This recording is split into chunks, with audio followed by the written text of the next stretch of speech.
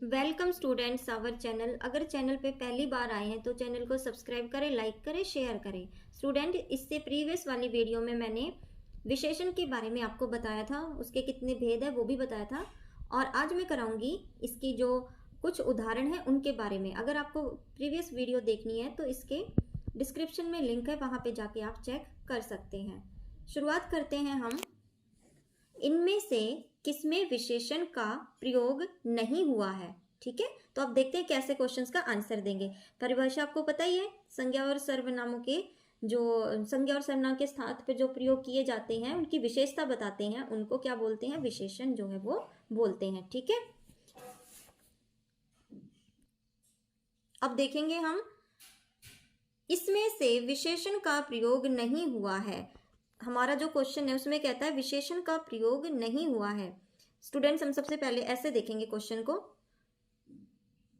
लोगों, लाखों लोगों के, लोग कैसे हैं? लोगों कैसे हैं? लोग लाख हैं, तो हमें पता चल गया कि तो विशेषण है।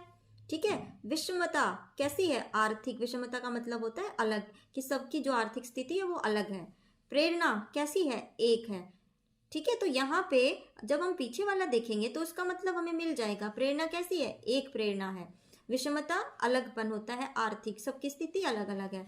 लोग कितने हैं? लाखों में। भावना, अहिंसा। भावना, अहिंसा क्या होती है? इसका तो कोई मतलब ही नहीं आ रहा। तो यहाँ पे हमें साफ पता चल रहा है कि इसमें विशेषण नहीं है। ठीक है, जैसे मैं आपको एक उदाहरण और बताती हूँ। नीला आकाश। आकाश जो है उसके आगे नीला लगा है, तो आपको वाक्य से ही समझ आ गया आकाश कैसा है? नीला। तो आप बता दोगे कि इसमें तो विशेषण लगा हुआ है।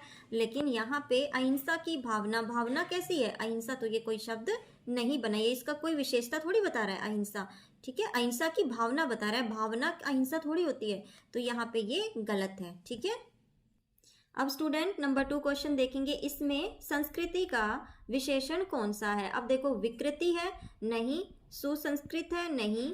साकृत है? नहीं। तो ये सांस्कृतिक, डी इसका राइट आंसर होगा। तो संस्कृति, इसमें आप ये भी देख सकते हो, कई बार समझ नहीं आता कि ये क्या लिखा हुआ है, लेकिन हमने शब्द जरूर पढ़ा होता है कहीं ना कहीं।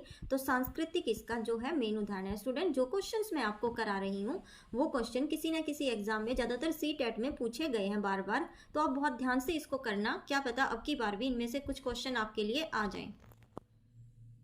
अभी हम देखेंगे क्वेश्चन नंबर 3। किस क्रमांक में सार्वनामिक विशेषण वाक्य है?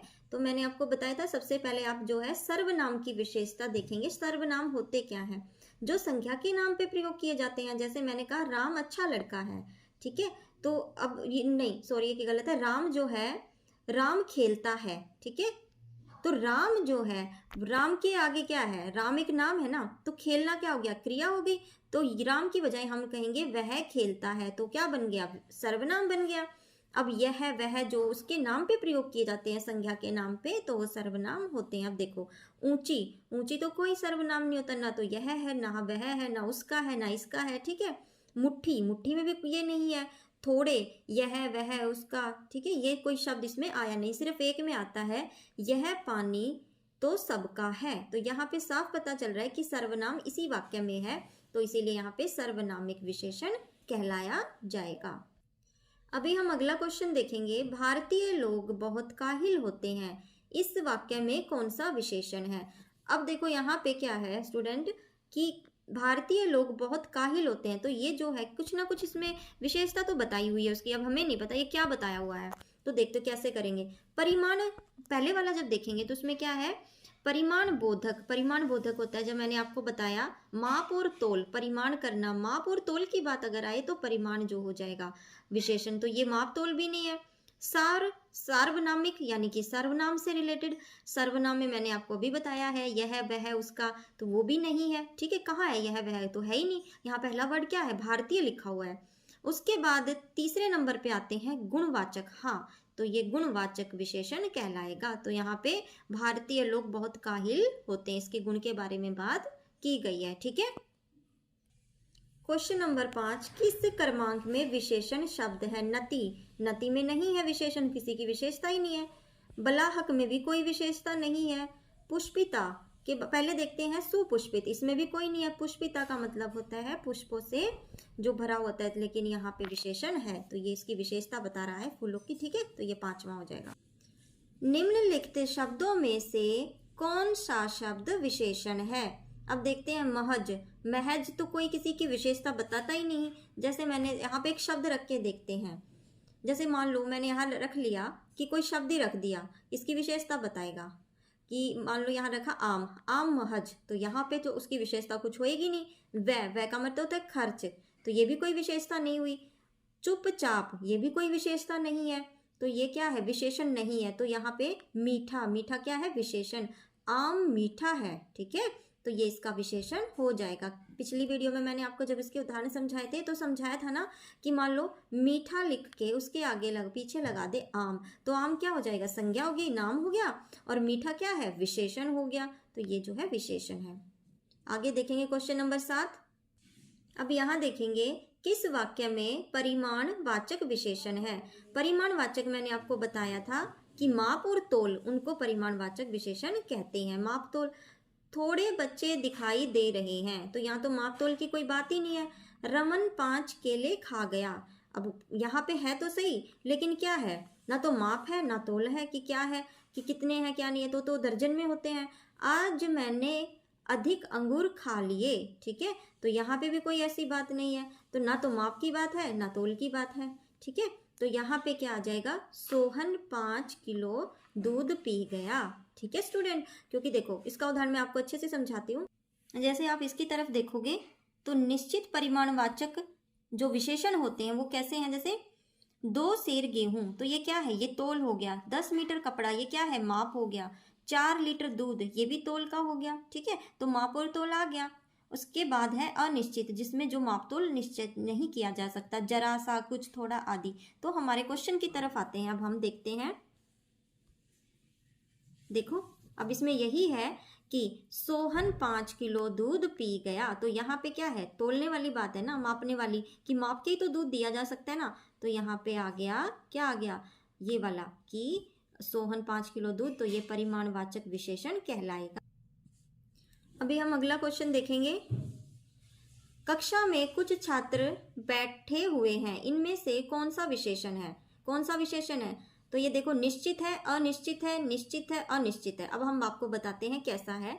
तो यहाँ पे एक तो बच्चे देखो, कक्षा में कुछ छात्र बैठे हैं। अब छात्र जो हैं, ठीक है, अब संख्या की बात हो रही है, पर तो नापने तोलने की बात होती तो हम परिमाण लगाते, लेकिन यहाँ संख्या की बात है, और संख्या क्या है? कुछ है, तो हमें संख्या नहीं पता। तो यहाँ पे क्या हो जाएगा? अनिश्चित संख्या वाचक। तो ये स जो है वो गलत है, इसको हटा लेना, तो ओनली जो आएगा वाचक, ठीक है। परिमाणवाचक जो है ना, असंख्यावाची, इस शब्द को क और सा को हटा लेना, तो अनिश्चित संख्या वाची। ये टाइपिंग में मिस्टेक हुई है, तो इसको लगाओगे अनिश्चित। अगर कक्षा में 50 छात्र बैठे हुए हैं, 50 आ जाता तो यहाँ पे क्या हो जाता? संख्या निश्चित हो जाती, तो यहाँ पे होता संख्या निश्चित है। स्टूडेंट्स, ये ऐसे समझ नहीं आएगा जब तक आप इसकी परिभाषा नहीं देखोगे, तो प्रीवियस वीडियो में इसकी जरूर परिभाषा देखें।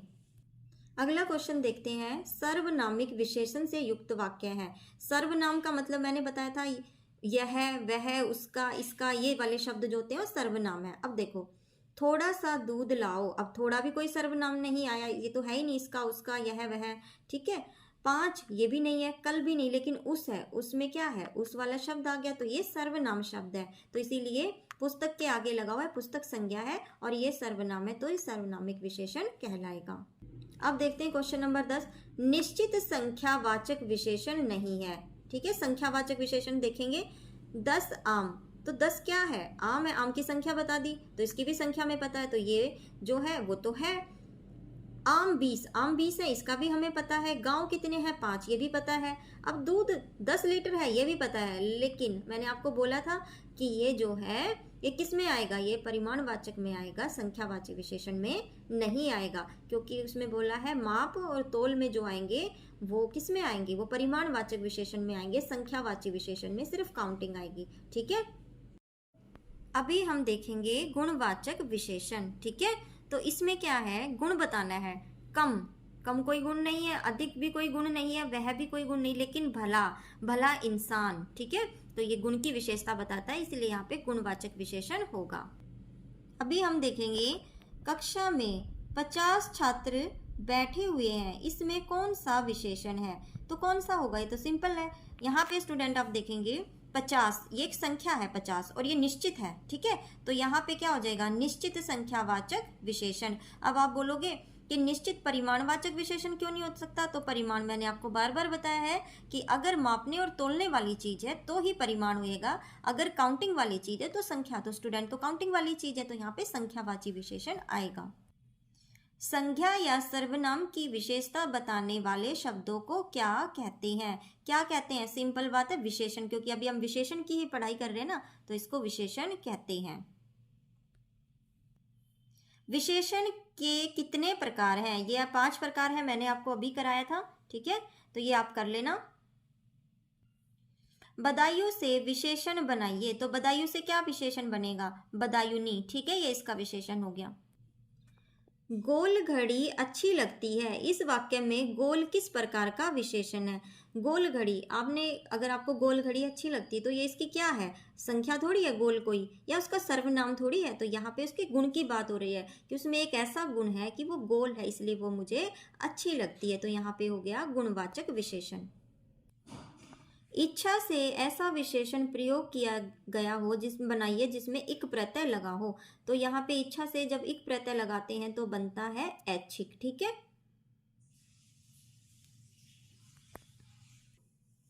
इसमें से कौन सा शब्द विशेषण नहीं है? कौन सा नहीं है विशेषण? प्रकृति। पौष्टिक भी विशेषण है क्या? पराठा पौष्टिक है, राम दयालु है, ठीक है, और बादल काला है। प्रकृति की इसमें जो है विशेषण नहीं बताया तो वो कैसी है? तो यहाँ पे हो जाएगा प्रकृति एक संज्ञा दी गई है, इसीलिए इसका नाम जो है यहाँ पे नहीं आएगा। 19वें की बात करते हैं, इसमें से कौन गुणवाचक विशेषण नहीं है? गुण क्या है? काला भी एक गुण है। पहला देखते हैं, काला, काला भी एक गुण है, लंबा भी एक गुण है, युवा मतलब जवान, वो भी एक गुण है, लेकिन 50 एक संख्या है। तो यहाँ पे क्या हो जाएगा? 50 जो है वो गुणवाचक विशेषण नहीं है। काला विशेषण से संज्ञा शब्द क्या बनेगा? तो काला से बनेगा स्टूडेंट कालीमा, ठीक है। आशा करती हूँ आपको सभी उदाहरण अच्छे से समझ आ गए होंगे। अगर आपको इसके बारे में अगर और भी अच्छी वीडियो चाहिए तो हम नेक्स्ट वीडियो में फिर आएंगे। तब तक के लिए बाय, थैंक्स फॉर वॉचिंग।